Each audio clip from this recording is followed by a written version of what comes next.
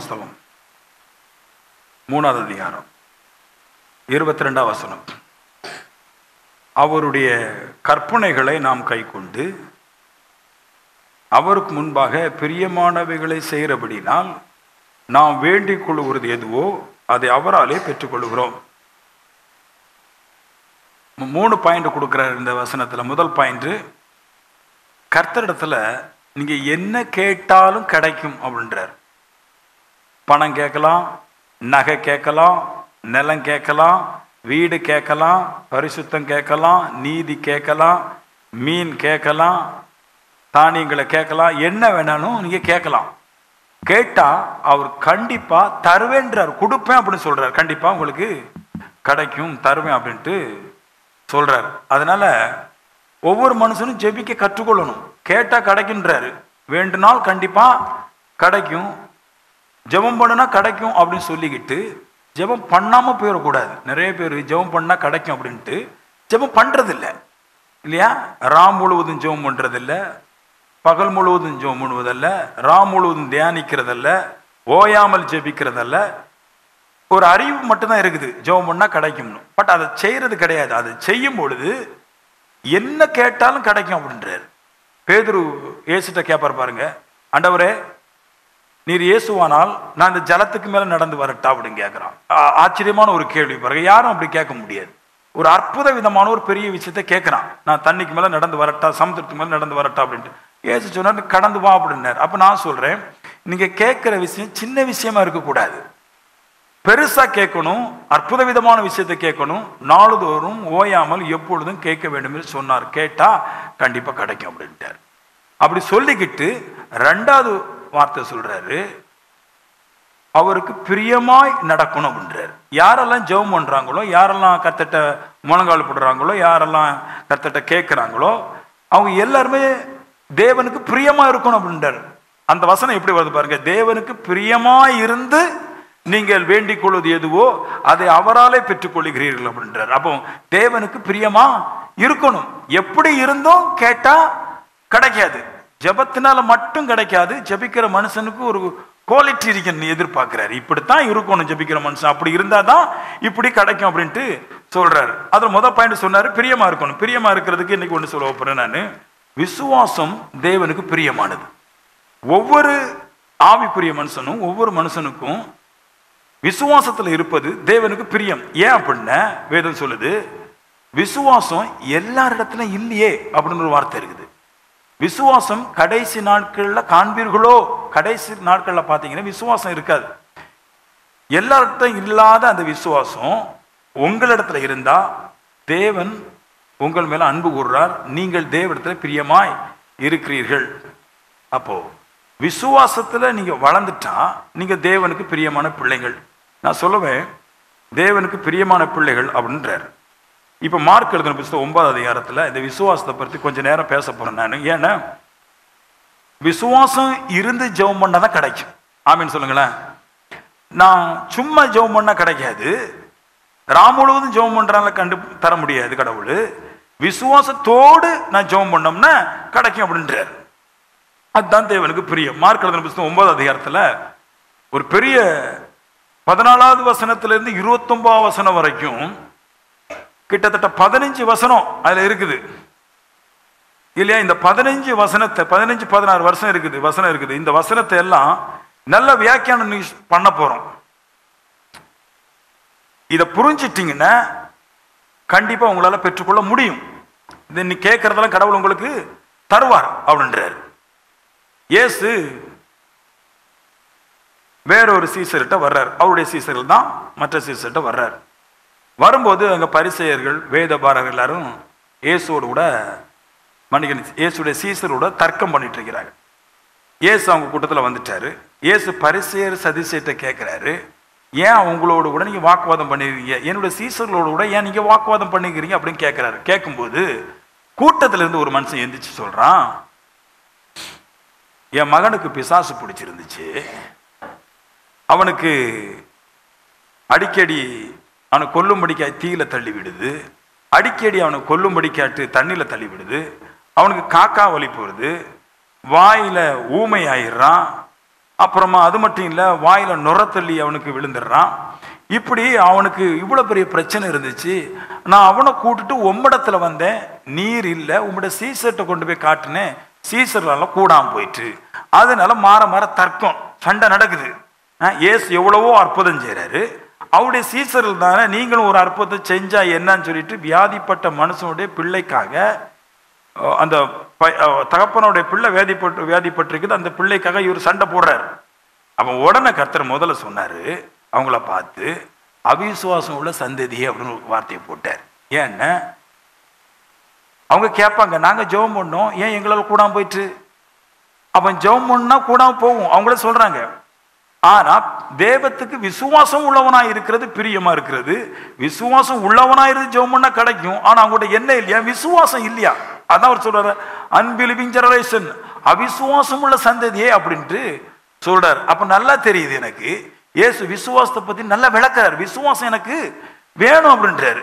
விசுவாசம்னா என்னங்க? இந்த இடத்துல விசுவாசம் சொல்லி என்னத்தை சொல்லுது? கீழே போட்டிருப்பாரு, எவ்வளவு நாளைக்கு நான் உங்களோட இருப்பேன், எவ்வளவு நாள் பொறுமையோடு உங்களுக்கு நான் இருப்பேன். விசுவாசம் என்னது? கிறிஸ்துவை எனக்குள்ளாக தரித்து கொள்வதுதான் விசுவாசம். ஆமென். அதுல பொருள் போட்டிருக்கணும், வாசிக்கும் போது தெரியாது. விசுவாசம் என்னது? எனக்கு நிறைய தேவர்கள் இருக்கிறாங்க இல்லையா, எண்ணிக்கடங்காத தேவர்கள் எனக்கு இருக்கிறாங்க. ஆனா கிறிஸ்து மேல விசுவாசம் என்னது? கிறிஸ்து என்னோடு கூட இருந்தா கண்டிப்பா நான் கேட்கறது எனக்கு கிடைக்கும். அதான் விசுவாசம். கிறிஸ்துவை எனக்குள்ளா கொண்டு வருவது, என் மத்தியில கொண்டு வருவது, என்னோட கூட கொண்டு வருவது. இவர் கேட்டார் ஒரு கேள்வி, ஏன் உங்களால் அற்புதம் செய்ய முடியல?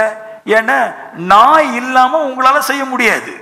அவங்க துரத்துனாங்க, பிசாசை துரத்துனாங்க, ஆனா செய்ய முடியல. ஏன்னா அவங்கள்ட்ட இயேசு இல்லை. அப்போ இயேசு இருந்திருந்தா அற்புதம் செஞ்சிருக்க முடியும். இயேசு இல்லாதனால அற்புதம் செய்ய முடியாது அப்படின்றார். அப்ப நான் சொல்றேன், ஜெபிக்கிறதுனால அற்புதம் நடக்காது, இயேசு கூட இருக்கிறதுனால நீங்கள் விசுவாசித்து இயேசு உங்களுடைய இருதயத்தில் கொண்டு வந்து பின்பு நீங்கள் ஜெபிக்கும் போது உங்க ஜெபத்துக்கு பலன் கிடைச்சிருதுன்றார்.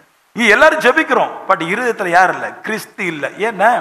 ஏன் கிறிஸ்து இருந்தா தான் பலன் கிடைக்கும் அப்படின்னா, பிசாசை துரத்துறதா இருக்கட்டும், நன்மைகளை கொண்டு வர்றதா இருக்கட்டும், அது கிறிஸ்து இயேசுவே அல்லாமல் வேறு ஒருவராலும் செய்ய முடியாது. அதனால அவர் சொல்றாரு, கிறிஸ்து உங்களுக்குள்ள இருந்துட்டா உங்களுக்கு விசுவாசம் இருக்கும். நீ எப்பமெல்லாம் கிறிஸ்துவ பாக்குறீங்களோ அப்பமெல்லாம் விசுவாசம் பெருகும். எப்பமெல்லாம் கிறிஸ்துவை விட்டு வேற எந்த காரியத்தை பாக்குறீங்களோ அப்ப விசுவாசம் போயிடும். விசுவாசம் கிறிஸ்துவை பார்க்கறதுனால மட்டும்தான் எனக்கு உருவாகிறது தவிர மற்ற எந்த ஒரு மனுஷனையும் பார்க்கறதுனால எனக்கு விசுவாசம் உருவாகிறது கிடையாது. ஏன்னா ஜெபம் விசுவாசத்திற்கும் மேல இருந்துதான் வேலை செய்துன்றார். முதல்ல ஃபெய்த், அப்புறம் தான் விசுவாசம். ரெண்டாவது பாயிண்ட், இது ஜெபிக்கிறவங்களுக்கு விசுவாசம் சொன்னார் இல்லையா? சீசர்கள் சொன்னாரு, விசுவாசம் இருந்து கேட்டாதான் கிடைக்கும், இல்லைன்னா கிடைக்காதுன்ட்டார். ரெண்டாவது, அந்த பையனுடைய அப்பாவை கூப்பிடுறாரு. பையனுடைய அப்பாட்ட கூப்பிட்டு சொல்றாரு, எவ்வளவு நாளா இந்த பிசாசு அவனோட கூட இருக்குதுன்னு கேட்கிறாரு. அப்போ அவன் சொல்லுவான், பிறந்த நாள் முதல் கொண்டே இருக்குது. அப்ப இயேசு கேட்டிருப்பாரு, பிறந்த நாள் முதல் கொண்டு யாரையா நீ ஆராய்ச்சிட்டு இருந்தன்னு கேட்டிருப்பாரு. அந்த இடத்துல இல்ல, நான் ஃபீல் பண்றேன், பிறந்த நாள்ல இருந்து நீ யாரை ஆராய்ச்சி அப்படி கேட்டிருப்பாரு. அவன் பல பேரை சொல்லியிருப்பான்னு நினைக்கிறேன். மோசே சொல்லியிருப்பான், ஆரோனை சொல்லியிருப்பான், பல பேரை சொல்லியிருப்பான். நான் சொல்லுவேன், பிசாசு மோசைக்கோ ஆரோனுக்கோ மிரியத்துக்கோ போகாது. ஏமேன். ஏன்னா பிசாசு கிறிஸ்துவுக்கு மட்டும்தான் போகும். ஆமேன் சொல்லுங்களேன். ஆமேன். மனுஷனுக்கு பிசாசு போகாது. மனுஷனுக்கு ஒரு காலம் பிசாசு போகாது. மனுஷன் ஜெபம் பண்றால போகாது, மனுஷன் வேற எந்த பண்ணினாலும் போகாது. கிறிஸ்து ஒருவருக்கு மட்டும்தான் பிசாசு போகும். பல இடத்துல நீங்க பாத்தீங்கன்னா, கிறிஸ்துவ இயேசுவை பார்த்துட்டு தேவனுடைய குமாரன் என்று சொல்லி அலறிக்கொண்டு ஓடுனதான் இருக்குது. இயேசு மனுஷன் தான், அவருக்குள்ள கிறிஸ்து இருந்தனால பிசாசுக்கு அதை பார்க்க முடியும். உங்க பிசாசோட ஆக்ட் என்னென்ன, செயல்பட என்ன, உங்களுக்குள்ளாக நீங்க சொல்லலாம், வாயில சொல்லலாம் எனக்கு இயேசு நல்லா பிடிக்கும் சொல்லலாம், பட் உங்க இருதயத்துல நீங்கள் யாரை வைத்திருக்கிறீர்கள் என்று பிசாசு வெளியிருந்து பார்க்க முடியும். அவ்வளவு ஆற்றல் உள்ளது. நீங்க யார் மோசை ஆராதிக்கிறீங்களா, மனுஷனை ஆராதிக்கிறீங்களா, பேயை ஆராதிக்கிறீங்கன்னு சொல்லி அது உங்களுடைய இருதயத்தில் இருக்கிற உங்களுடைய விருப்பத்தையும் உங்களுடைய இருதயத்தில் இருக்கிற அந்த மனுஷனையும் அது பார்க்க முடியும். பார்த்துட்டு தான் அது டிசைட் பண்ணு முடிவு பண்ணுது.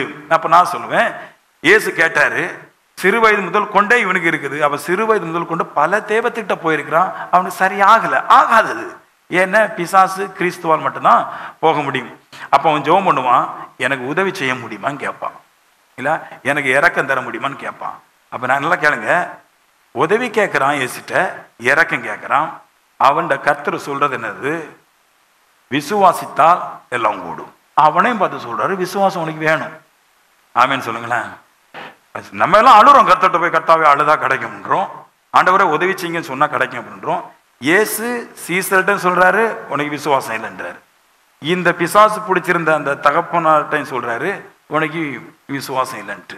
அப்ப அவன் சொல்றான், ஆண்டவரே எனக்கு விசுவாசிக்க உதவி செய்யணும் அப்படிதான் கேட்பான். அப்படிதான் சொல்லுவோம் பாருங்க. நம்ம முதல்ல பாயிண்ட கேட்டுருங்க. முதல்ல போய் என் தேவையை கேட்டான், தேவையை கேட்டோன்னு கிடைக்கல. ஏசு சொல்றாரு, தேவையை கேட்கறதுக்கு முன்னாடி விசுவாசத்தை ஃபர்ஸ்ட் கேளு. விசுவாசத்தை முதல்ல வந்துட்டுன்னா தேவை ரெண்டாவது வந்துருன்றாரு. கரங்க தட்டிடுங்களா? ஆமென், ஆமென். அப்ப நான் சொல்லுவேன், முதல்ல தேவன்கிட்ட கேட்கறது ஃபெய்த்தை தான் கேட்கணும். அதுதான் தேவனுக்கு பிரியம். செபிக்கிறது ஈஸி பாருங்க, ஒன்றும் கிடையாது. வாயை திறந்து ஆண்டவர் எனக்கு தாங்க கேட்கறதுல ஒரு நட்டமல்லாவும் கிடையாது. நம்ம வாய் யாரும் அடை பண்ண முடியாது. அடை பண்ணா கூட இடமா போய் ஜெபம் பண்ணிக்கலாம். பட் ஃபெய்த் சும்மா வராது. பின்னாடி சொல்லுவேன், விசுவாசம் உங்களுக்குள்ள வந்துச்சுன்னா, கிறிஸ்து இயேசு தான் தேவனுடைய குமாரனை, இயேசு தேவனுடைய குமாரனை, கிறிஸ்து அவர் தான் கர்த்தர், அவர் எனக்குள்ள வர வேண்டும் என்று நான் எப்ப விசுவாசிக்கிறேனோ அப்பவே என் ஜெபத்திற்கு வேண்டுதலுக்கு பலன் வந்துருதுன்றார். இப்ப உடனே பிசாசை பார்த்துட்டு சொல்லுவாரு, ஊமையும் செவிடுமான ஆவியே அவனை விட்டு போன்றார். உடனே போயிடுச்சு பாருங்களா. அப்ப நான் சொல்லுவேன், எப்பொழுதும் ஃபெய்த் ரொம்ப முக்கியம், விசுவாசம் ரொம்ப முக்கியம். அது தேவனுக்கு ரொம்ப பிரியமானது. நான் சொல்லுவேன், கிறிஸ்து இயேசுவை தவிர மத்த எல்லாம் பாவம். ஆமென் சொல்லுங்களேன். உலகத்துல 1000 தேவன் இருக்கலாங்க, நான் எண்ணிட்டு இருக்கலாம் இல்லையா? நான் எண்ணலாம். ஒரு மனுஷன் பாவியா இருக்கிறாரு, அவர் நான் பரிசுத்தம் எண்ணலாம். பட் நான் என்றதுனால எனக்குள்ள இருக்கிற பிசாசு போகாது. பிசாசுக்கு தெரியும், எனக்கு ஒரு ஊழியக்காரங்களோ ஒரு போதகரோ பாவியான மனுஷனை, பாவமான மனுஷனை எனக்கு பரிசுத்தமான போதிக்கலாம். பட் பிசாசுக்கு தெரியும் அது அந்த மனுஷன் பாவியா பரிசுத்தமான. புரியுது உங்களுக்கு? என்னைய ஏமாத்தலாம், மனுஷன் எப்படி வேணாலும் ஏமாத்தலாம், பட் பிசாசை ஏமாத்த முடியாது. பிசாசு யாருக்கு இப்போது? பாவியான மனுஷனுக்கோ மனுஷிக்கோ போகாது. அது பரிசுத்தமான மனுஷன் ஒருவருக்கு மட்டும்தான் போகும். அவர் இயேசு கிறிஸ்து. அவருடைய நாமத்தை சொல்லும் போது பிசாசு ஓடிடுது. ஈஸி. பட் அதில் விசுவாசிக்கிறதுக்கு தான் கஷ்டம். அப்ப முதல்ல சொல்லிட்டாரு ஃபெய்த். விசுவாசம் உங்களுக்கு இருந்துச்சுன்னா நீ என்ன வேணாலும் கேட்கலாம். நிறைய பேருக்கு சொல்றாங்க குழந்தை கிடைக்க மாட்டேங்குது, நிறைய பேருக்கு நோய் போக மாட்டேங்குது. இதெல்லாம் வச்சு என்ன பண்றது? எல்லாம் கிடைக்குங்க, ஈஸி, ஈஸியா கிடைக்கும். ஆனா என்ன பண்றது? அவங்களுக்கு விசுவாசம் இல்லை. சத்தியத்தை ரூட் மாத்தி விட்டாங்க. ஃபெய்த் அற்புத விதமான சக்தி, அது இருந்தா என்ன வேணாலும் பண்ணும். இது ஒரு தெளிவு உண்டாக்குறேன் பாருங்க. விசுவாசத்துக்கு ஒரு தெளிவு உண்டாக்குறேன். 14வது வசனத்துல இருந்து 29வது வசனம் வரைக்கும் இந்த பிசாசு பிடிச்சிருந்த மனுஷனை இயேசு துரத்துறாரு இல்லையா? துரத்தும் போது 28வது வசனத்திலையும் 29வது வசனத்திலும் ஒரு பாயிண்ட் கொடுத்திருக்கிறார். நல்லா கேளுங்க. ஒரு மனுஷனுக்கு தலை இருக்குது, தலையில இருந்து கால் வரைக்கும் இருக்குது இல்லையா? காலை மட்டும் பிடிச்சி அடையாளம் பார்க்க கூடாது, முகத்தையும் கொஞ்சம் பார்க்கணும். நம்ம ஊர்ல பிரசங்கத்துல ரொம்ப பிரச்சனை இருக்குது இல்லையா? ஒரு கண்டென்ட் கொடுத்து, ஒரு பொருளடக்கம் கொடுத்து, அந்த பொருளடக்கத்துல எல்லாத்தையுமே வரிசையா கொண்டு வந்திருப்போம். ஆனா நம்ம ஒன்றை மட்டும் பிடிச்சிருப்போம். அடிக்கடி நான் ஒன்று சொல்லுவோம் பார்த்தீங்களா, தங்கம் போடக்கூடாது அப்படின்னு எழுதிருக்க அப்படிம்பாங்க. அது எதுக்கு எழுதிருக்கதோ அதை விட்டுருவாங்க, அந்த வசனத்தை மட்டும் பிடிக்கிறாங்க. அதே மாதிரிதான் இங்க ஒரு விஷயம், விசுவாச தெளிவு உண்டாக்குறேன் நான், வசனத்தை மட்டும் பிடிக்கிறாங்க. அதுக்கு மேல 13 வசனம் இருக்குது. அந்த 13 வசனத்துல விசுவாசத்தை பற்றி எழுதியிருக்கிறாரு, அது தெரியல. கடைசியில எண்டுல உள்ள மட்டும் தான் தெரியுது. எண்டுல என்ன தெரியுது? வீட்டுக்குள்ள போயிட்டாங்க சீசர்ல, இயேசு கிறிஸ்து வீட்டுக்குள்ள போயிட்டாங்க. அப்போ சீசர்ல கேட்கறாங்க, எங்களால ஏன் கூடாமல் போச்சு? அப்ப இயேசு சொல்லுவாரு, இந்த ஜாதி பிசாசு ஜெபத்தினால அல்லாமல் போகாதுன்னு NIV பைபிள்ல இருக்கு. இங்கிலீஷ் பைபிள்ல ஒரு பைபிள்ல ஜெபத்தினால மட்டும்தான் இந்த ஜாதி பிசாசு போகணும், நல்லா ஜெபிக்கணும்னு சொன்னார். வேற எல்லா பைபிள்லையும் ஃபாஸ்டிங் இருக்குது, ப்ரேயரும் இருக்குது. ப்ரேயரும் பண்ணணும், உபவாசம் பண்ணணும். அப்படி இருந்தா தான் போகணும்னு சொன்னார். இப்போ என்ன செய்யறது அப்படின்னா, எல்லாருமே இந்த வசனத்தை பண்ணு சொல்லிட்டாங்க. அதாவது உபவாசம் பண்ணா ஜெபம் பண்ணா போகும் அப்படின்றாங்க. அது என்ன பிரச்சனைன்னா, இவன் 15 வசனம் இருக்குது, முன்னாடி இருக்கிற 13 வசனத்தையும் எடுத்து போட்டாச்சு. எடுத்து போட்டுட்டு பின்னாடி இருக்கிற 2 வசனத்தை மட்டும் எடுத்துட்டாங்க. ஜெபம் பண்ணாலும் உபவாசம் பண்ணாலும் தான் பிசாசு போகும். கிடையவே கிடையாது. முதல்ல ஃபர்ஸ்ட் என்னன்னா, அந்த கண்டென்ட்ல 14வது வசனத்துல இருந்து 29வது வசனம் வரைக்கும் வருது. 2 வசனத்தை பிடிக்கிறதுக்கு முன்னாடி என்ன சொன்னாருன்னா, ஃபர்ஸ்ட் ஃபெய்த், முதல்ல விசுவாசம். யாரா இருக்கட்டும், முதல்ல விசுவாசம் வேணும். விசுவாசம் இல்லாத ஜெபம் தேவனுக்கு அருவருப்பது, பிரியமில்லாத ஜெபம். விசுவாசம் இல்லாத உபவாசம் தேவனுக்கு பிரியமில்லாதது. ஃபர்ஸ்ட் ஃபெய்த்தை பத்தி பேசுறாரு. விசுவாசத்தை பற்றி நல்லா பேசி அவங்கள ஸ்ட்ராங் படுத்திக்கிட்டு அதுக்கு பின்னாடி சொல்றாரு நீங்க ஜெபம் பண்ணணும், உபவாசம் பண்ணணும். அப்படி விசுவாசத்துல ஸ்ட்ராங்கா இருந்து நீங்க ஜெபம் பண்ணா, நீங்க உபவாசம் பண்ணா இப்ப கிடைக்கும். நீங்க வந்து ஒரு மைக்ல பேட்டியை மட்டும் எடுத்து பயன்படுத்தக்கூடாது, மைக்கோட கூட சேர்த்து பேட்டியை எடுக்கணும். பேட்டியை மட்டும் தனியாக எடுத்துச்சுன்னா ஒரு பிரச்சனை கிடையாது, மைக்கை மட்டும் தனியாக எடுத்தா ஒரு பிரச்சனை கிடையாது. அப்ப நான் சொல்றேன், பேட்டரியும் மைக்கும் சேர்ந்து இருக்கணும். அப்படி போல முதல்ல ஃபெய்த் இருக்கணும், ஒரு பொருள் இருக்கணும், விசுவாசங்கிற ஒரு பொருள் இருக்கணும். ரெண்டாவது தான் ஜெபமும் உபவாசம், சார்ஜ் ஏத்துறது இருக்கணும். நான் சார்ஜ் ஏத்திட்டு நான் எங்க கொண்டு வைப்பேன், எங்க வைப்பேன்னு தெரியாம இருந்தா மாட்டிக்கிட்டு. நான் சொல்றேன், விசுவாசத்துல நீங்க பலப்படுவதற்காகத்தான் உபவாசமும் ஜெபம். ஜெபம் பண்ண போகாதுங்க, உபவாசம் பண்ண போகாது. இந்த உபவாசமும் ஜெபம் எதுக்கு கொண்டு வர்றாங்க அப்படின்னா, நீங்கள் உபவாசமும் ஜெபம் பண்ணும்போது உங்க விசுவாசம் கட்டப்படும், உங்க விசுவாசத்துல பேஷன் கிடைக்கும், அது ஒரு உணர்ச்சி கிடைக்கும். நல்லா கேளுங்க, மனுஷன் எங்க தொஞ்சிடறான் அப்படின்னா, ஜெபம் பண்றதுல தொயிலே கிடையாது. எல்லாம் ஜெபம் பண்றான், பட் விசுவாசத்துல தொஞ்சிருவான். கொஞ்சம் கஷ்டம் வரும்போது எனக்கு கிடைக்குமோ கிடைக்காது தெரியாதே, நான் முன்னேறுவேன் மட்டும் தெரியாதே, என் புருஷன் பிரச்சனை பண்றாரு, எங்க வீட்டுல பிரச்சனையா இருக்குது, தொழில் கெட்டு போயிடுச்சு, வாழ்க்கை மாறி போச்சு, இப்படின்னு எதனால புலம்புறோம் அப்படின்னா, ஃபெய்த் இல்லாததுனால, விசுவாசம் இல்லாதனால தான் புலப்பங்கள் வருகிறது. விசுவாசிக்கிற மனுஷன் ஒரு காலம் பதறான்னு சொல்லுது வேதம், சொல்லுது விசுவாசி ஒரு காலமும் பதறான். அப்ப விசுவாசம் இல்லாம என்ன செய்யறான், பதறான். ஐயோ நான் நல்லா வருவோனா கெட்டு போயிடுவோனா அப்படிங்கிறது எதனால பதறான், பயப்படுறான், ஃபெய்த் இல்ல. அப்ப இந்த ஃபெய்த் வரும்போது தான் அவனுக்கு வந்து நான் நல்லா இருப்புங்கிற எண்ணம் வருது. நல்லா இருப்புங்கிற எண்ணம் வந்த பின்னாடி தான் அவன் சமாதானம் ஆகுறான். ஜெபத்தினால உபவாசத்தினால இல்ல. அப்ப ஜெபமும் உபவாசம் என்ன அப்படின்ற நான் சொல்றேன், நல்லா கேட்கணும். ஜெபமும் உபவாசம் என்ன அப்படின்ற சொல்றேன் இல்லையா.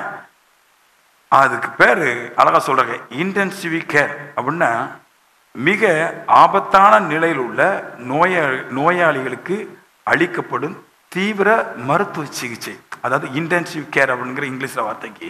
ஒரு நோயாளி இருக்கிறவங்க இல்லையா, அவனுடைய ஹார்ட் எப்படி இருக்கும், எப்படி நாளைக்கு நான் செத்து போயிடும், நான் அங்க நெர்ஸ் மாதிரி ஓடுற ஓட்டத்தை பார்த்தாலே நாளைக்கு போக்க தான் போகுது. நான் அப்படிதான் என்னை ஆப்ரேஷன் பண்ணி கொண்டு போட்டிருந்தாங்க கரணியாவுக்கு. ஒரு 4 மணி நேரம் அப்படியே இருந்தேன். நான் 5வது மணி நேரம் கொஞ்சம் கரங்க ஆரம்பித்தேன், உள்ள இருக்கிற குடல் எல்லாம் மாற பிடிச்சி இழுக்குது. அப்போ நினச்சேன், இந்த நெர்ஸ் அங்கே வச்சு அடிச்சுட்டு இருக்கிறாங்க, நைட்டு 2 மணி, ஓகே தான் நான் அப்படின்னு நினச்சேன். ஏன் அப்படின்னா விலகினம் வரும்போது விசுவாசம் தொஞ்சிருது, நான் நல்லா இருக்க மாட்டேன், கெட்டு போயிடுவேன், வாய்ப்பு இல்லை அப்படின்ற சூழல்ல வருது இல்லையா.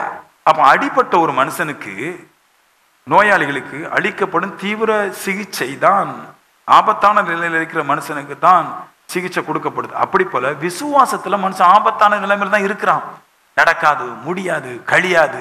எப்படி நடக்கும்? உதாரணத்துக்கு நான் சொல்றேன் பாருங்களேன், நான் இதெல்லாம் நினைச்ச கிடையாது. கடவுள்கிட்ட இருந்தேன், வந்தேன், வரும்போது ஃபுல் ஃபெய்த் எனக்கு இருந்துச்சு. ஏன்னா நான் விசுவாசத்துல பெருக பெருக எல்லாம் எனக்கு கிடைக்கும். எல்லாம் வந்துருச்சு, ஆள் வந்துருச்சு, சபை வந்துருச்சு, கீபோர்டு போட ஆளு, கேமரா பிடிக்க ஆளு, நான் ஒருவனா தான் இருந்தேன், ஆனா எல்லாம் வந்துச்சு. இதுக்கு ஏன் வந்துச்சு அப்படின்னு கேட்டீங்கன்னா, ஃபெய்த், விசுவாசம். விசுவாசத்துல ஒரு காலமும் குன்றின கிடையாது.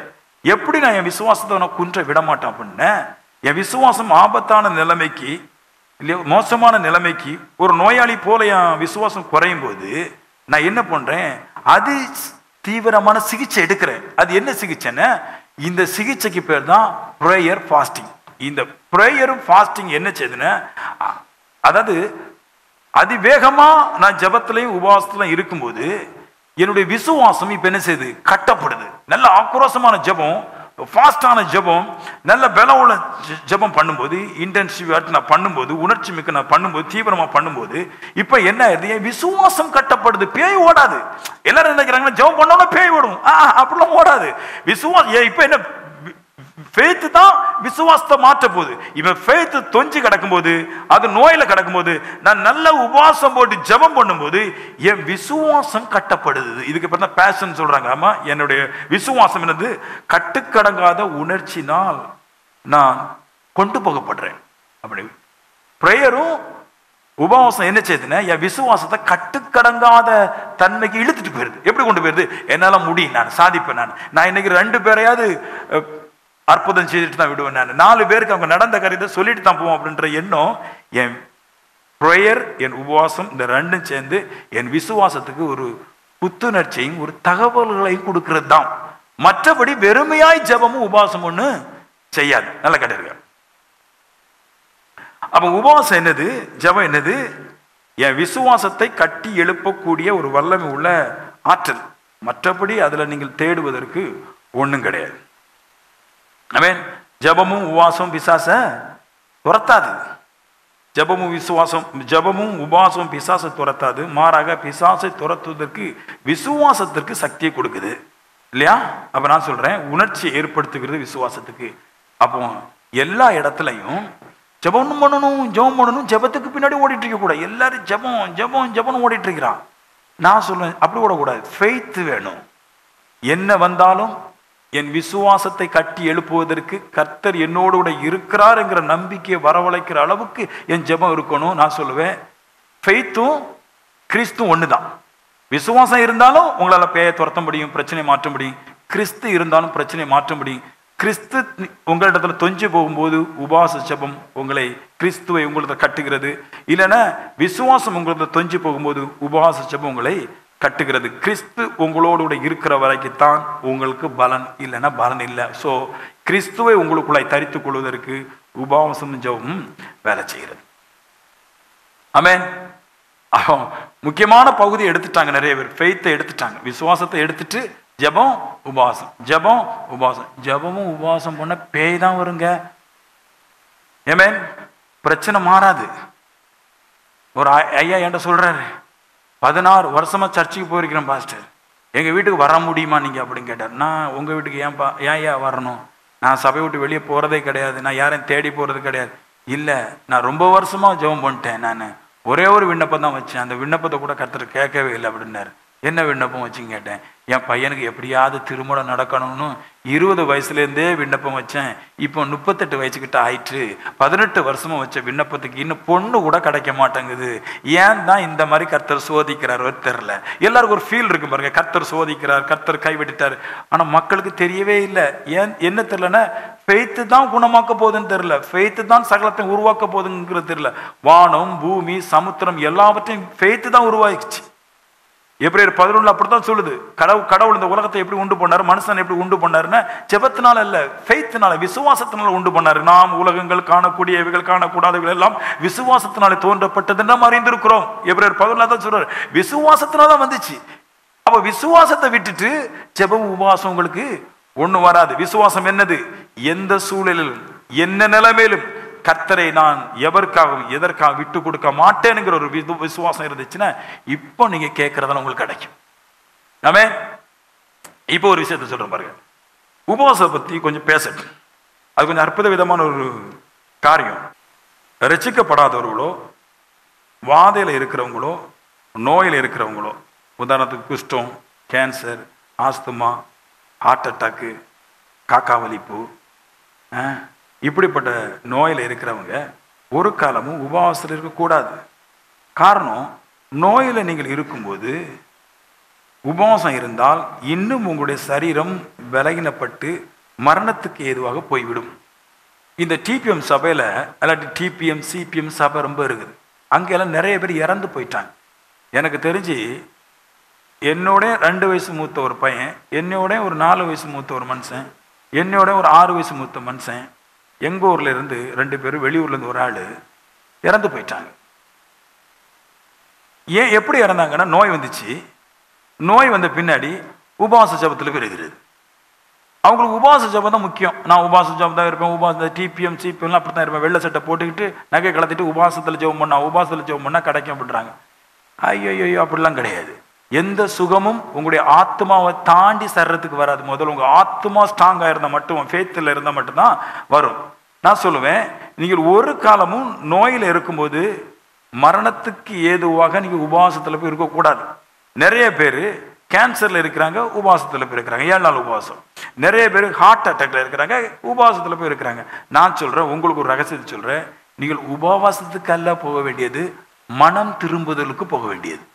உங்கள் மனசு திரும்பினாதான் பிசாசு உங்களை விடும். யோவான் ஸ்நானகனா இருக்கட்டும், இயேசுவா இருக்கட்டும், அவங்களோட போதனையில முக்கியமான சாராம்சம் பாவிகளத்துல நோய்களத்துல சொல்லுது ரிப்பண்ட், மனம் திரும்புங்கள், பி பேப்டிஸ், ஞானஸ்தானம் எடுங்கள். இந்த ரெண்டு தான் சொல்லுவார். நீ என்னைக்கு உன்னுடைய அறியாமையை விட்டு கிறிஸ்துக்குள்ள பலமா மனம் திரும்பிட்டியோ அன்னைக்கே வாத போயிடும், அன்னைக்கு பாரம் போயிருங்க. இந்த மனம் திரும்புதல் ரொம்ப முக்கியம். நம்ம மனசை திருப்புறது கிடையாது. அங்க உபாசம் கூட்டம் வைக்கிறாங்க, அங்க போறது, இங்க உபாச கூட்டம் வைக்கிறாங்க, இங்க போறது, எல்லா இடத்துல உபாச கூட்டம் போறாங்க. யாருடைய மனசும் மாற மாட்டேங்குது. ரிப்பண்ட் இல்ல. ரிப்பண்ட் எங்க போன? ரிப்பண்ட் கிறிஸ்து இயேசுவே தேவன், அவர் ஒருவருக்காக வாழவும் அவர் ஒருவருக்காக சாகவும் நான் ரெடி அப்படின்றத ஒரு மனம் திரும்புது எப்போ உண்டாகுதோ அப்பவுமே பேய் ஓட ஆரம்பிச்சிடும். ஆமென் சொல்லுங்களேன். கிறிஸ்துவோடு கூட கட்டப்பட்டிருக்கிற எண்ணெய் ஒரு காசு எண்ணெய் அங்கிருந்து பிடுங்கி கொண்டு போக முடியாது. கிறிஸ்துவோடு கூட கட்டப்பட்டிருக்கிற எண்ணெய் ஒரு பெண் எண்ணெய் அங்கிருந்து தூக்கிட்டு போக முடியாது. கிறிஸ்துவோடு கட்டப்பட்டிருக்கிற எண்ணெய் ஒரு பண்டிகை எண்ணெய் தூக்கிட்டு போக முடியாது. கிறிஸ்துவோடு கட்டப்பட்டிருக்கிற எண்ணெய் ஒரு புருஷன் தூக்கிட்டு போக முடியாது. கிறிஸ்துவோடு கட்டப்பட்டிருக்கிற எண்ணெய் ஒரு வறுமை அங்கிருந்து தூக்கிட்டு போக முடியாது. நான் கிறிஸ்துக்குள்ள வந்த பின்னாடி எந்த சக்தியும் கிறிஸ்துவை விட்டு பிரிக்க முடியாதுங்கிற ஆழமான இருதயம் எப்போ உங்களுக்கு வருதோ அப்பவே எல்லாம் போயிடும். அப்படிதான் போகும். நீங்க நினைக்கிறீங்க, சில பேர் சொல்லுவாங்க பாஸ்டர் விஜயகுமார் நல்லா கரெக்டா தீர்க்கிறது சொல்றாரு, அவரு 10 மணி நேரம் ஜெபம் பண்றாரு. அதுக்காக நான் ஜெபம் பண்றது 10 மணி நேரம் அதுக்காக அல்ல.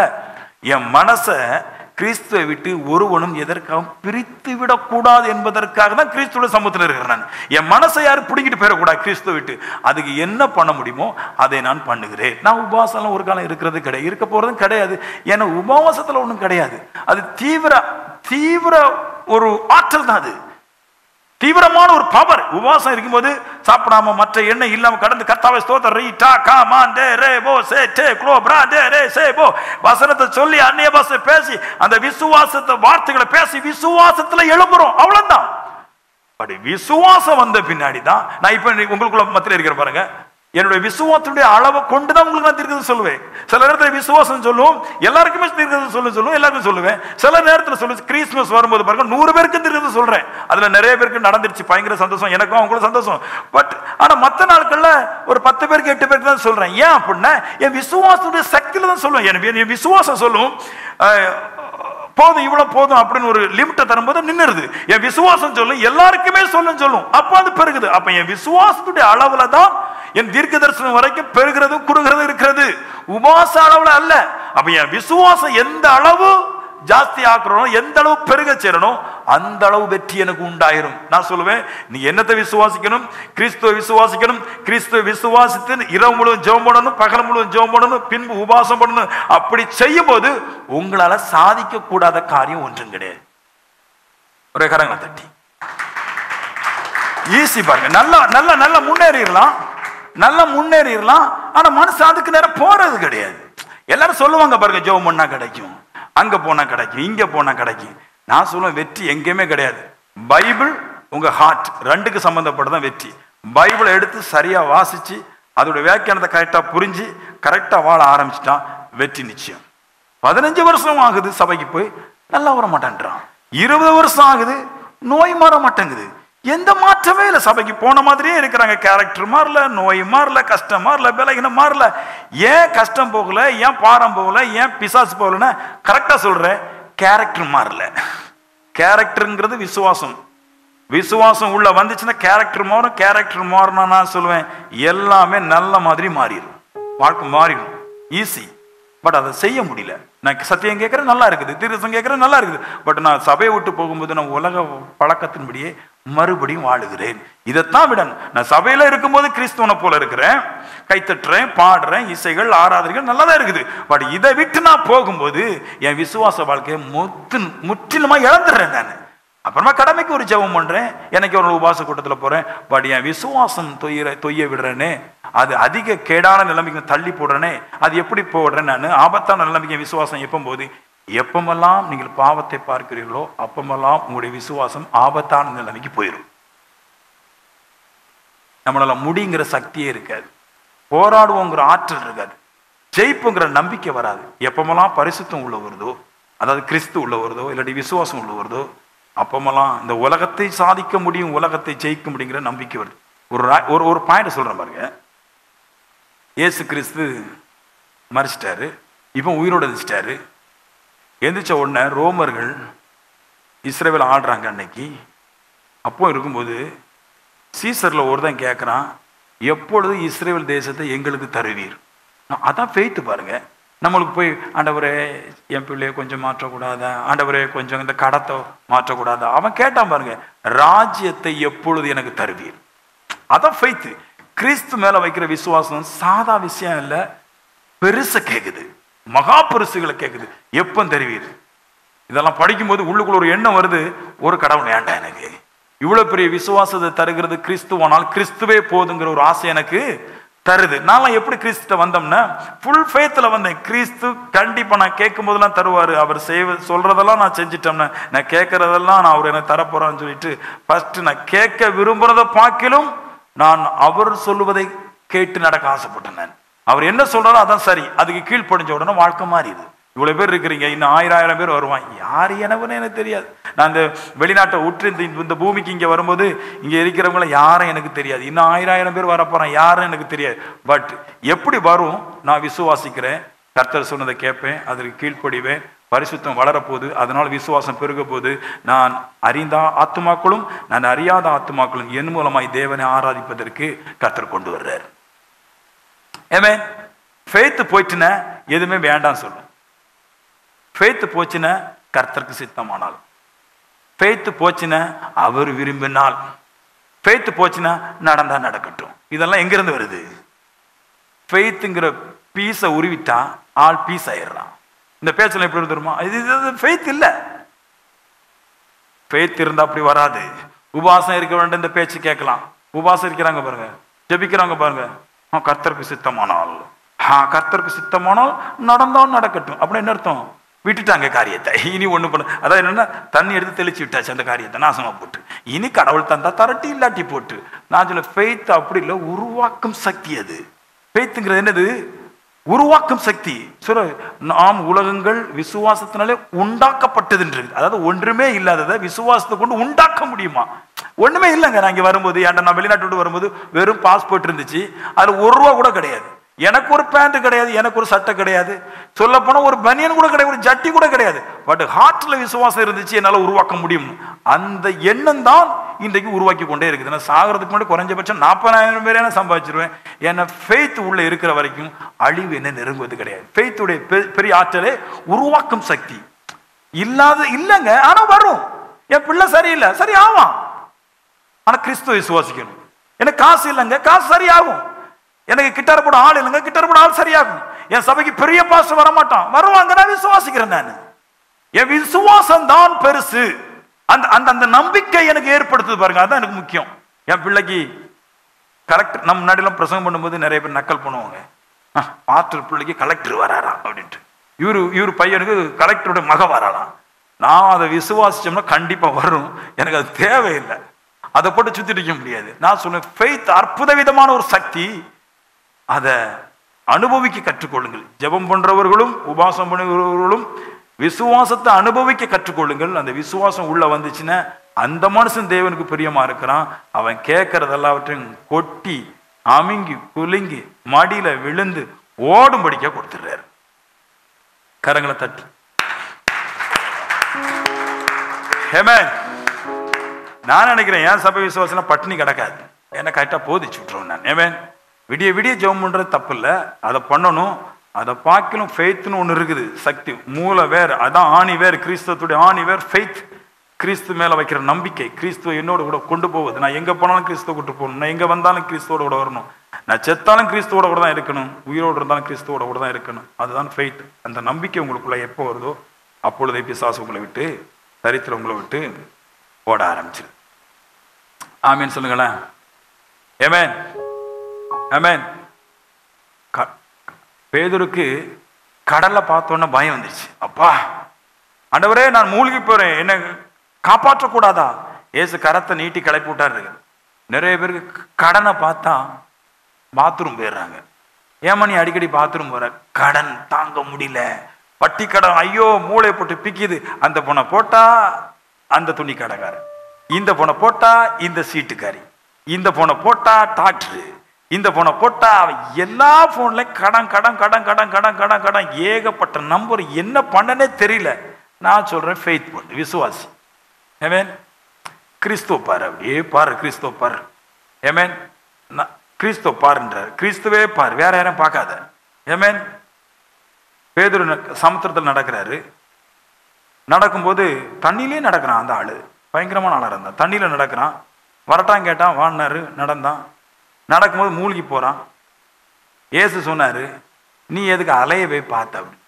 அந்த அலைக்கு என்ன பேர் தெரியுமா உங்களுக்கு? அலை, கடல் அப்படின்னு மூழ்கடிக்கிறதுன்னு அர்த்தம். இந்த மூழ்கடிக்கிறதுக்கு இன்னொரு பேர் இருக்குது, பாவம்.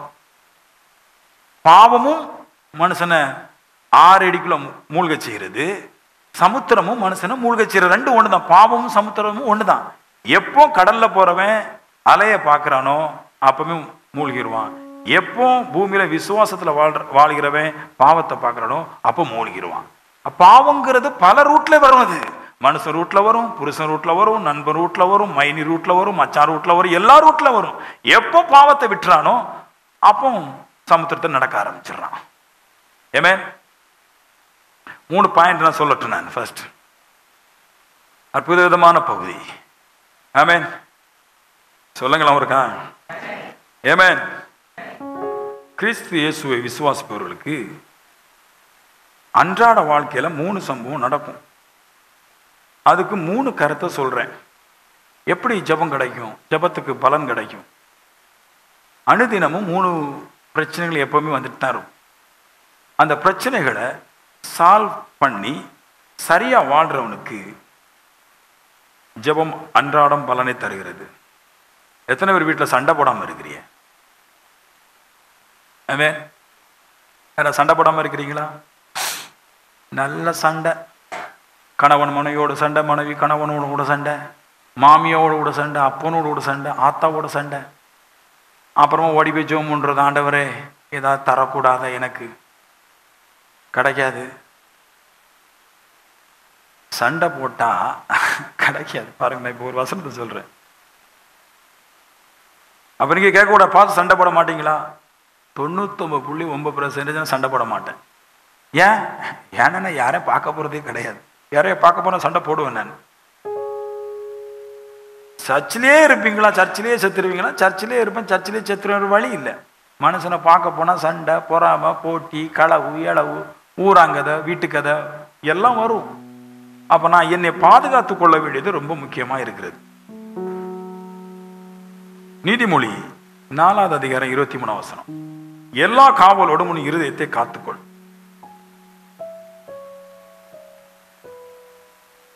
இயேசு மேல விசுவாசம் வச்சிருக்கிறவங்களும் சொல்றாரு, எல்லா காவலோடும் இருதயத்தை காத்துக்கொள்.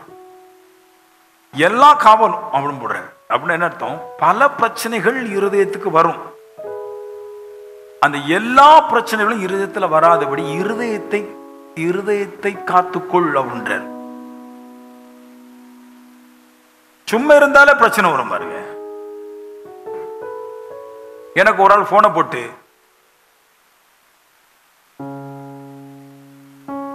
பல்லுகள் எல்லாம் தட்டிடுவேன் அப்படின்னாரு. நானும் அவன்கிட்ட போன் எடுத்துட்டு, ஏன் இந்த மாதிரி பேசுறீங்க சார் அப்படின்னு கேட்டேன். உன் வேலையெல்லாம் வேற எங்க வச்சுக்கோ. எனக்கு கோவம் வந்துருச்சு. இந்த சிரிக்கிற வழக்கெல்லாம் இருக்க கூடாது. அப்புறம் நான் கேட்டேன், நீங்க யாரு? Wrong number. 10 நிமிஷத்துல குடல் புரண்டுச்சு. எனக்கு கோவம் பத்துருச்சு. அதான் சொல்றேன், எல்லா காவலோட இருதயத்தை காத்துக்கொள். எப்படி பிரச்சனை வருதுன்னு தெரியாது. மொபைல்ல என் மொபைல்ல போன் மட்டும் தான் வரும். ராங் நம்பர் வந்து நம்மள குடையும். சில பேருடைய போன்ல ராங் நண்பர்கள் வருவாங்க, குடையும், வீட்டை இருக்க விட மாட்டான். சில பேருக்கு போன்ல ராங் பிக்சர் வரும், ராங் படம் வரும், நம்மள விடாதது. ஆமீன் சொல்லுங்களேன். இருக்க விடாது. எனக்கு ராங் கால்லாம் வரும் பாருங்க. சில பேருக்கு, பொம்பளைகளுக்கு ஹாய் வருது. ஆமீன். how are you? நீங்க +2க்கு போகும்போது ஆட்டோவில் போகும்போது பார்த்தேன், இந்த அம்மா அந்தாலே சரிஞ்சு விழுந்துருது, போச்சு. எல்லா காவலோட இருதயத்தை காத்துக்கொள் அப்படின்றாரு. சும்மா இருந்தாலும் அக்கா வந்து பேசிட்டு போகும், அவனுக்கு வாழ் வந்துட்டு அப்படி பேசும். சும்மா இருந்தாலும் மைனி வந்து பேசிட்டு போகும், இவன் கடந்த பட்டினி நம்மளுக்கு தெரியாதுன்னு பேசும். ஆமேன்னு சொல்லுங்களேன். வேலைக்கு போயிட்டு வருவாங்க, அங்க அவங்களுக்கு கடை வச்சிருந்தா கடை, மீன் வேலைக்கு போனா மீன், ஆபீஸ் வேலைக்கு போனா ஆபீஸ். எனக்கு கிடைக்கல, நீங்க எனக்காக ஜெபம் பண்ணல, எனக்கு வேக கிளப்புறது இல்லையா? அப்ப சொல்லுது, எல்லா காவலும் இருதயத்தை காத்துக்கொள். திடீர்னு என் பையன் சொல்லுவான், நான் இன்னைக்கு பள்ளிக்கூடத்துக்கு போக மாட்டேன். ஏன் போக மாட்டேடா? அது நேத்து என்னையே பேசுனீங்க. நம்ம மைண்ட் அப்படியே உடஞ்சிரும் பாருங்க. இவர் சொல்றாரு, எல்லா காவலோட இருதயத்தை காத்துக்கொள். ஏன் அப்படி சொல்றாருன்னா, சின்ன சின்ன பிரச்சனை வரைக்கும் என் விசுவாசத்தை உடைக்கும். பிள்ளைகிட்ட நடக்கிற மாதிரி நடக்கணும், பிள்ளை தாயிட்ட தகப்பட நடக்கிற மாதிரி நடக்கணும், புருஷன் மனைவிட்ட நடக்கிற மாதிரி நடக்கணும், மனைவி புருஷன் நடக்கிற மாதிரி நடக்கணும், மாமி மருமகிட்ட நடக்கிற மாதிரி நடக்கணும், மருமக மாமிட்ட நடக்கிற மாதிரி நடக்கணும். என எல்லா விஷயத்தையும் கரெக்டா ஃபாலோ பண்ணி இருதயத்தை காத்து கொண்டால், இப்ப சொல்லுது, ஜீவ ஊற்று உள்ளத்திலிருந்து புறப்படும். அடுத்த வசனம் சொல்லுது. அப்போ நான் சொல்றேன், ஜீவ ஊற்றுங்கிறது என்னது? ஜீவ ஊற்று அப்படிங்கிறது பரிசுத்த ஆவி நீங்க சொல்லுற விஷயத்தை செய்வதற்கு உங்களிடத்துல இருந்து அது புறப்பட்டு செய்யும். தீர்க்கதை சொல்லுவேன் பாருங்க, நான் சொல்லிடுறேன், சொல்லிட்டு போயிடுறேன், நானா செய்ய முடியும்? அது என்னது? எனக்குள்ளா நான் என்னுடைய இருதயத்தை எல்லா காவலோடு காக்கும் போது எனக்குள்ளா இருக்கிற ஆவி ஜீவ ஊற்றா வெளியே புறப்பட்டு என் வாய் வழியா பேச வச்சு, பேசினது அதுவே செஞ்சுக்கிட்டு மறுபடியும் எனக்குள்ளாய் வருகிறது. இதுதான் ஸ்பிரிட்டுடைய ஆற்றல். அப்ப நான் சொல்றேன், கிறிஸ்து என்பது ஸ்பிரிட், இயேசு என்பது மனுஷன். நான் சொல்லுவேன், இப்போ இயேசு உங்களுக்குள்ள வர முடியாது, கிறிஸ்து தான் உங்களுக்குள்ள இருக்கிறாரு. நான் சொல்லுவேன், இந்த கிறிஸ்து நீங்கள் உங்களுடைய எல்லா காவலோட நீங்கள் இருதயத்தை காத்துக்கொள்ளும் போது அது உங்களிடத்துல தானாகவே புறப்பட்டு உங்க காரியத்தெல்லாம் வெற்றிகரமாய் செய்து மறுபடியும் உங்களுக்குள்ள இருந்து அமருகிறதுன்றார். இது நம்பிக்கையில பாருங்க, இது தானா நடக்குமா? இது தானா நடக்குமா? நான் ஜெபம் பண்ணாமல இதெல்லாம் நடக்குமா? ரோமர்ல அழகான வசனங்கள் இருக்குது. எப்படின்னா, தேவனுடைய சித்தத்தின்படி பரிசுத்த ஆவியானவர் எனக்காக விண்ணப்பம் பண்ணுகிறார். அதாவது என்ன, தேவனுடைய சித்தம் என்னன்னா, எப்போ நான் என்னை சரியா கண்ட்ரோல் பண்ணி பரிசுத்தமா வச்சுக்கிட்டனோ அப்பொழுது பரிசுத்த ஆவியானவர் எனக்காக வேண்டுதல் செய்கிறார். எனக்கு மனுஷன் வேண்டாம். மனுஷன் ஒன்ன பேசுவான், ஒன்ன செய்வான். நான் சொல்லுவேன், என்னுடைய இருதயத்தை ஹார்ட்டை கரெக்டா பிடிச்சிட்டோம்னா, கிறிஸ்துவா இருக்கட்டும் பரிசுத்த ஆவியா இருக்கட்டும் எனக்குள்ளாக எந்திரிச்சு அவங்களே காரியம் செய்து என்னை வெற்றி சிறக்க பண்றாங்க. என் நோய்கள் மாறும், என் பிரச்சனைகள் மாறும், என் தீர்க்கதரிசனம் நிறைவேறும், என் ஜெபங்களுக்கு பதில் கிடைக்கும். எல்லாமே கிறிஸ்து என்கிற ஹோலி ஹோஸ்ட் எல்லாவற்றையும் செய்து தருகின்றார். யாருமே பாவம் செய்யாதென்றார். எல்லாவற்றையும் காத்துக்கொள். ஒரு பண்டிகை போனியா, அங்க பாவம் இருக்குன்னா போகாத. முக்கியமா சொல்லுவேன், பொங்கலுக்கெல்லாம் எங்கேயும் போகாதீங்க. கிறிஸ்துமஸ், பொங்கல், ஜனவரி இல்லை டிஜேக்கெல்லாம் போகவே செய்யாதீங்க. எல்லா விதமான பாவமும் ஹார்ட்ல இருந்துடும். எந்த பாவம் வராம இருதயத்தை அடைச்சி போடு. நான் சொல்லுவேன், அப்படி உங்களுக்கு ஒரு வாழ்க்கை உங்களால் தேர்வு செய்ய முடியும்னா தேவன் உங்களை தேர்வு செய்யும். கர்த்தர் பயங்கரமான அற்புதங்களை எல்லாம் உங்களுக்கு செய்யும். ஆமீன் சொல்லுங்களேன். அந்த வார்த்தை நல்லா இருக்கு, ஜீவ ஊற்று உங்களுக்கு புறப்படும். ஆமென். இந்த ஜீவ ஊற்றை பத்தி பேசுது ஒரு இடத்துல ஆவியானவர் சொல்லுவாரு, சொல்லுவார், நான் போகிறது நலமா இருக்கும், நான் போகாதிருந்தா தேற்றவாளன் வரார். நான் இஃப் ஐ கோ, நான் போவேன், ஆனால் I will send him to you, உங்களுக்குள்ள நான் அவர் அனுப்புவேன் அப்படின்ற. எதுக்கு? இயேசு மேல எதுக்கு போனாரு? பரிசுத்த ஆவி அனுப்புறதுக்கு. எங்க? எனக்கு உள்ளா வர்றதுக்கு. அவர் என்ன சொல்லுவாராம்? அவர் சுயமா பேச மாட்டாராம், பிதாவிட்ட கேள்விப்பட்ட யாவற்றையும் நம்மளுக்கு சொல்லி நம்மளுக்கு செய்வாராம். பாருங்களேன், அந்த ஹார்ட் பரிசுத்தத்துல எவ்வளவு பெரிய பொக்கிஷங்கள் நடக்குது. மனுஷனுடைய ஹார்ட்டை மாற்ற முடியாது.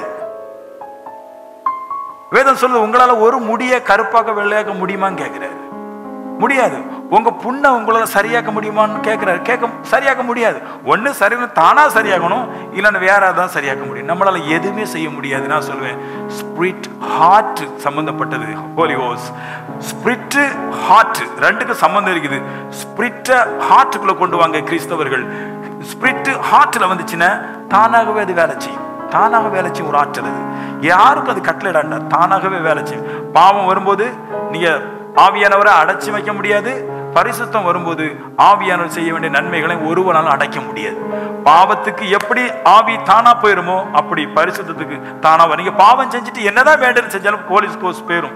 அப்படி போல நீங்கள் பரிசுத்தமா இருக்கும்போது உங்களுடைய ஆவியானவரை உங்களிடத்திலிருந்து புறம்பாக்க ஒருவனாலும் கூடாது. அது செய்ய வேண்டிய காரியத்தை எல்லாவற்றையும் செய்யும். எனக்கு அதான் முக்கியம். பாவமான ஒரு மனுஷன், அவர் சரீரம் அழியல, அவரு பரிசுத்தர். பைபிள் அப்படி சொல்லவே இல்லை. இயேசு கிறிஸ்து ஒருவரே பரிசுத்தர். ஆமென். அவர் தான் பரலோகத்திலிருந்து இறங்கி வந்தவர், பரலோகத்துக்கு ஏறி போனவர். பரலோகத்திலிருந்து இறங்கி வந்தவரும் பரலோகத்துக்கு ஏறி போனவருமாய் என் மனுஷகுமாரனை அல்லாமல் வேறு ஒருவரும் பரலோகத்திலிருந்து இறங்கி வந்ததும் இல்லை, பரலோகத்துக்கு ஏறி போனதில்லை. அதோட மீன் என்ன? பரலோகத்திலிருந்து வந்தவர் மட்டும்தான் பரிசுத்தம், பூமியிலிருந்து வந்ததெல்லாம் பாவம். அதான் சொல்லுவார், பூமியிலிருந்து வந்ததெல்லாம் மறுபடியும் பூமிக்கு திரும்புது, பரலோகத்திலிருந்து வந்ததோ மறுபடியும் பரலோகத்துக்கு ஏறி போகுது. இதுலயே தெரிஞ்சிடலாம் எது பரிசுத்தம். செத்தவமெல்லாம் பாவி, மரித்து உயிரோடு எழும்பினது இயேசு கிறிஸ்து பரிசுத்தர். அவர் ஒருவரை மட்டும் உங்களுடைய ஹார்ட்ல பொக்கிஷமா சேர்த்து வச்சுட்டீங்கன்னா நான் சொல்லுவேன், இனி அதை சுத்தி உங்களை சுத்தி தான் பரிசுத்த வாழ்க்கையை தொடங்க போது. பரிசுத்த ஆவியும் தேவும் கர்த்தரும் இனி உங்களை சுத்தி தான் வாழ போறாரு. உங்களுடைய நன்மைகள் எல்லாவற்றை உங்களுக்கு கொடுக்க போறாரு. ஆமென் சொல்லுங்களேன். அனுதினமும் அது வேணும்ன்ற, ஒவ்வொரு நாளும் காத்துக்கொள்ளுங்கிற இருதயத்தை காத்துக்க விட்டுறாத. என்ன மாதிரி எல்லாம் போட்டோ பாருங்க.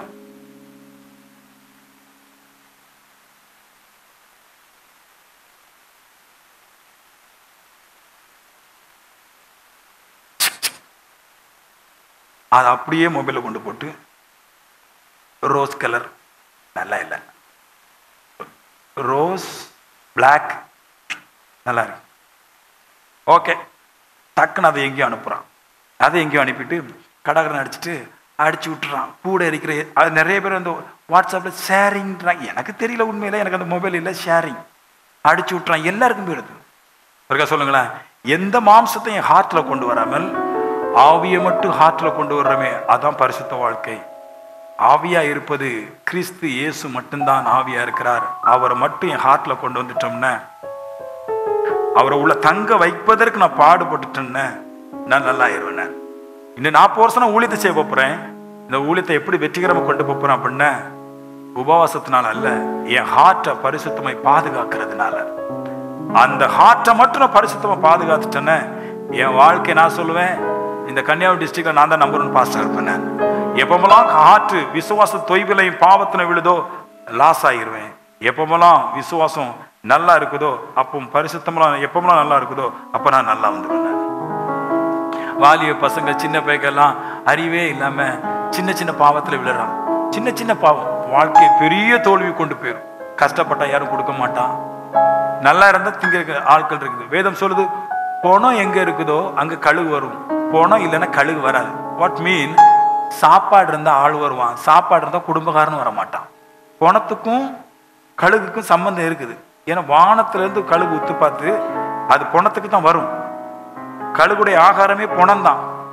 செத்தது தின்றதான் அதுக்கு பிடிக்கும். அந்த மாதிரி மனுஷனுக்கு யார்கிட்டயா இருக்கிற நன்மையை தின்றதான் பிடிக்கும். ஒண்ணு இல்லைன்னா கழுகு வரவே செய்யாது. உன்ட காசு பணம் இல்லைன்னா யாரும் வரவே மாட்டான். சின்ன சின்ன பாவம் வாழ்க்கை கெடுத்துரும். பரிசுத்தத்தை காத்துக்கொள். எல்லா காவலோடும் இருதயத்தை காத்துக்கொள். யார் சொன்னாலும் கேட்காதா. அம்மா பாவம் செய்ய சொல்லிச்சா கேட்காத, ஒரு கடவுள் பாவம் செய்ய சொல்றா கேட்காத, மனுஷன் பாவம் செய்ய சொல்றானா கேட்காத, இருதயத்தை காத்துக்கொள். நண்பன் பாவம் செய்ய சொல்றானா கேட்காத, இருதயத்தை காத்துக்கொள். அதுல இருந்து ஆவியானவர் புறப்பட்டு அற்புதங்கள் செய்வார். 2வது பாயிண்ட். ஆமென் சொல்லுங்களேன். லூக்கா 9:23. அனுதினமும் சிலுவையை தூக்கும் சக்தி வேணும். ரசிக்கப்பட்ட நிறைய பேருக்கு நிறைய பாவம் போயிருக்காது. அது ஒரு சிலுவை மாதிரி தான். விட முடியாம ஒவ்வொரு மனுஷன் தவிக்கிறான். ரசிக்கப்பட்ட நிறைய பேருக்கு பரிசேயர்கள் சதுசேயர்கள் இருக்கிறாங்க, உலகத்தான் இருக்கிறான், சாமிமார்கள் இருக்கிறாங்க, அன்பிய தலைவர்கள் இருக்கிறாங்க, கடபாரங்கள் இருக்கும், நோய்கள் இருக்கு, எல்லாமே ஒரு சிலுவை தான். இந்த சிலுவைய அனுதினமும் தூக்கணுன்றார். அதை போட்டு ஓடிடக்கூடாது. நான் ஆவிக்குரிய சபைக்கு வரமாட்டேன், நான் ஆவிக்குரிய சபைக்கு வந்தோம்னா என்னால் கொஞ்சம் அப்படி இப்படி இருக்க முடியாது அப்படி சொல்லக்கூடாது.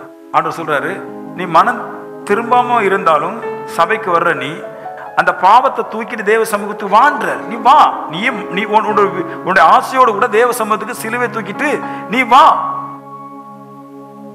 யாரெல்லாம் அந்த சிலுவையை தூக்கிக்கிட்டு கசப்போடு கூட தேவ சமூகத்துக்கு வர்றாங்களோ will be saved his life. அவனுடைய வாழ்க்கையை அவன் ரட்சித்துக் கொள்வான்றார். நான் சொல்லுவேன், எங்க ஓடணும் ஒரு மனுஷன் சிலுவையை தூக்கிட்டு அப்படின்னா தேவ சமூகத்தை தான் கடந்து வரணும், எங்கே போயிடக்கூடாது, இங்கதான் கடந்து வரணும். அழகா இருக்கும் பாருங்க, அந்த வசனம் சூப்பரா இருக்கும். நான் வாசிக்கிறேன். எனக்கு சீசனாக இருப்பவர்கள் தங்களை தாங்களே வெறுக்க வேண்டும், deny themselves, மறுக்க வேண்டும். Take up their cross daily and follow me. Their cross, அவருடைய சிலுவையை தூக்கிட்டு நாள்தோறும் சிலுவையை தூக்கிட்டு follow me, என்னை பின்பற்ற கடை வேண்டும். இயேசு எப்படி இந்த உலகத்தை ஜெயிச்சாருன்னா நாள்தோறும் சிலுவையை தூக்குனார். நம்மளுக்கு ஒரு பைபிள் படிப்பிருக்கு பாருங்க. இயேசு வந்து கொஞ்ச நேரம் சிலுவையை தூக்குனார் இருக்குது. அந்த அவரு சிலுவையை தூக்குனார் பாருங்க, 3வது நாள் அது கொஞ்சம் தான். பட் அவர் நாள்தோறும் சிலுவை தூக்குனார் இருக்குது. நாள்தோறும் அவருக்கு பிரச்சனை, சிலுவைங்கிறது பிரச்சனை பாடு. எல்லா நாளும் அவருக்கு போராட்டம் துக்கம் வந்துட்டு இருந்த இயேசுவை ஆராதிக்கிறதுனால பல பிரச்சனை வரதான் செய்யும். பரிசேயர் சதுசேயர் நாள்தோறும் அவரை கொல்ல பார்த்தாங்க, நாள்தோறும் அடிக்க பார்த்தாங்க, நாள்தோறும் பல பிரச்சனை. எல்லா பிரச்சனை மத்தியில அவர் சிலுவையை நாள்தோறும் தூக்கி கொண்டு சுமந்து போனார்ன்றது.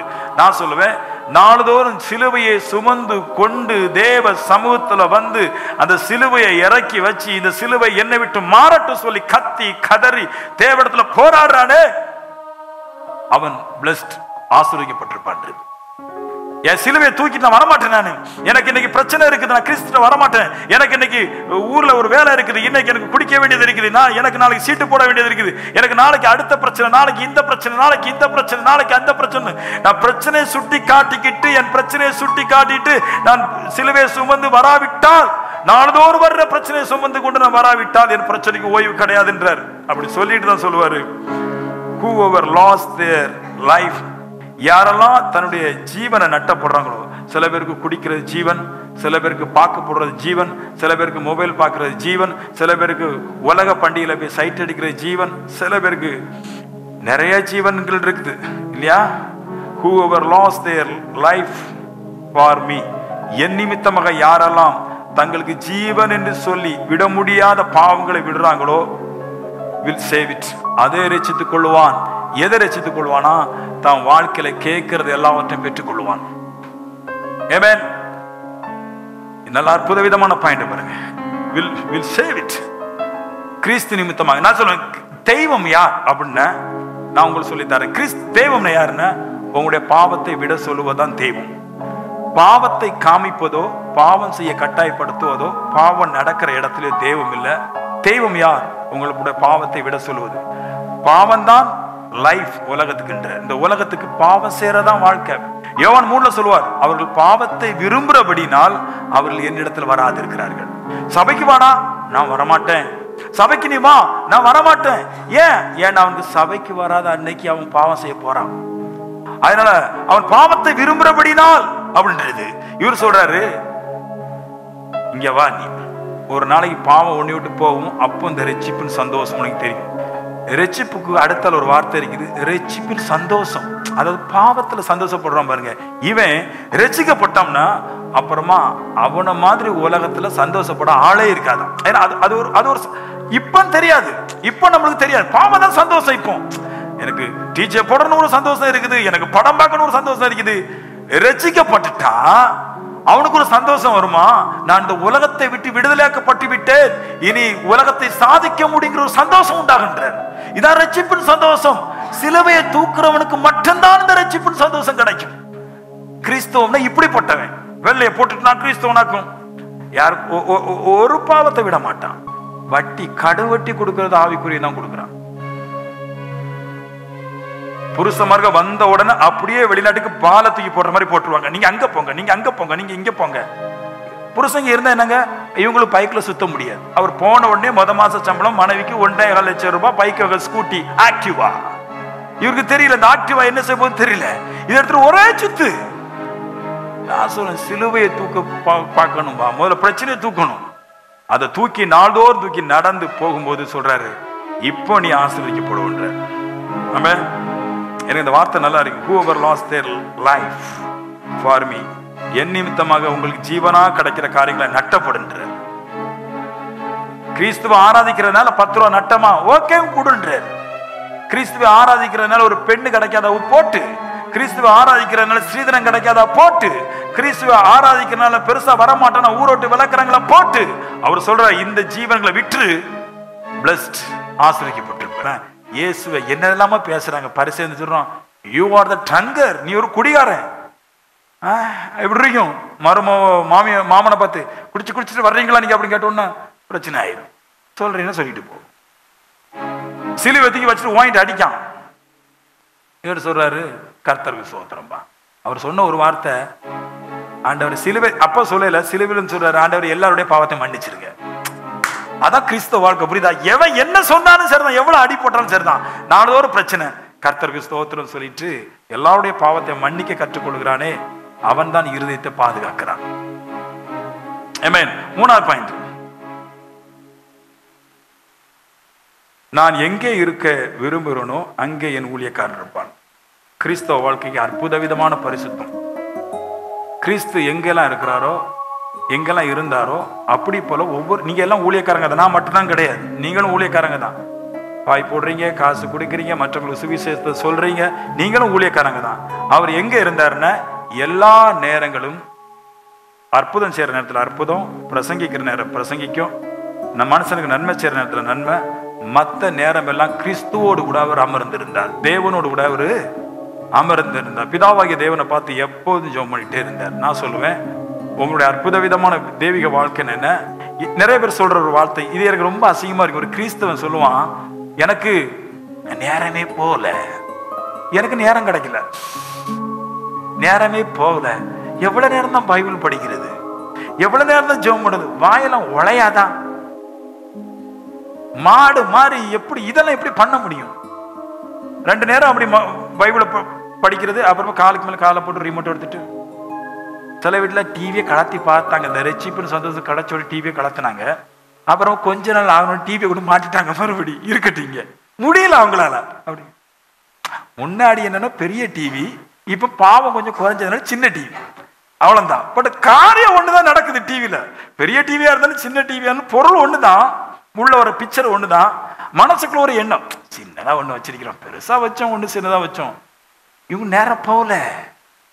நீங்கள் எங்க இருக்கணும் அப்படின்னா 3வது பாயிண்ட், இயேசு மலைகளிலும் பள்ளத்தாக்குகளிலும் போட்டுகளிலும் தனிமையா இருந்து ஜெபம் பண்ணார். அப்படி தனிமையா இருந்து தேவனோடு கூட அமர்ந்திருக்கிற ஒரு மனுஷன், நான் சொல்லுவேன், எல்லாவற்றுக்கும் அதிபதியாய் அவன் மாறுவான். நீங்க தேவனோடு கூட தரித்திருந்தால் எந்த அற்பத்தையும் தேவன் உங்களுக்கு செய்ய வல்லவரா இருக்கிறார். அப்புறம் இது வேணும், நேரம் போகல, அது கிடைக்கல, இது கிடைக்கல, அப்படி இருக்குது, போர் அடிக்குது, அப்படி பைபிளை படிக்கிறாங்க. இயேசுக்கு மரண தண்டனை விதித்தார், கர்த்தர் நல்லவர். இன்னும் கடத்தப்ப கேட்கப்போ கடைக்கார நாளைக்கு ஃபோன் பண்ணுவானே, அது பிரச்சனை இருக்குதே. என்ன பிரச்சனை கேட்டுங்க, நீ தேவ சமூகத்துல இருந்து பாரு, கதை கண்டிப்பா நடக்கும்ன்றேன். நீ தேவ சமூகத்துல இருந்து பாரு, கண்டிப்பா நடக்கும்.